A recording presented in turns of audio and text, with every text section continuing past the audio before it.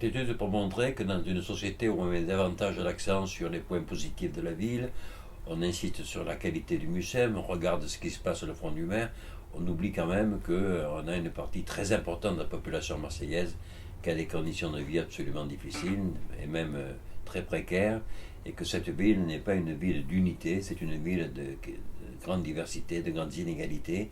Il est bon de temps en temps d'expliquer que Marseille ne se ramène pas au MUSEM, mais qu'il y a derrière tout un ensemble de populations qui ont des conditions de vie extrêmement difficiles. Marseille est une ville où il y a beaucoup de pauvres. Ce n'est pas forcément une ville pauvre parce qu'il y a également des points forts très intéressants en matière de recherche, en matière médicale, en matière d'enseignement, en matière également d'entreprises innovantes, mais tout ça ne fait pas un lieu commun, tout ça ne fait pas un bien commun. Et la difficulté majeure, c'est qu'il n'y a plus d'effet d'entraînement, des populations insérées, des catégories sociales favorisées, des territoires en développement par rapport au reste.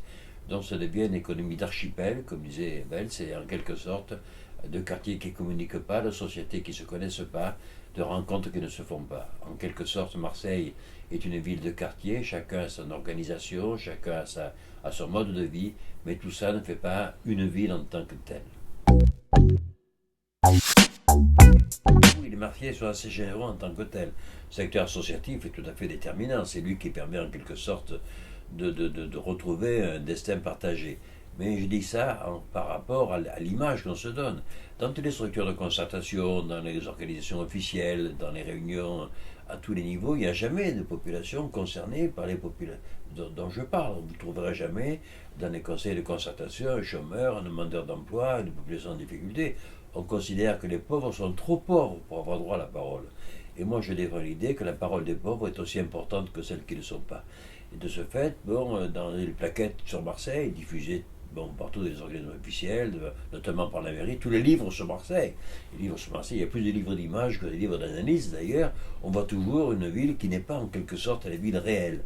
On voit une ville théorique, on voit une ville utopique qui pourrait se concentrer à ce qui se fait dans les grands quartiers, ce qui se fait dans les quartiers sud, ce qui se fait sur le front de mer, ce qui se fait sur la corniche, en oubliant que derrière, il y a un autre Marseille, un Marseille populaire, un Marseille en grande difficulté, un Marseille qui n'a pas des conditions de vie normales. C'est pour ça que j'estime que finalement, le discours officiel n'aime pas les pauvres.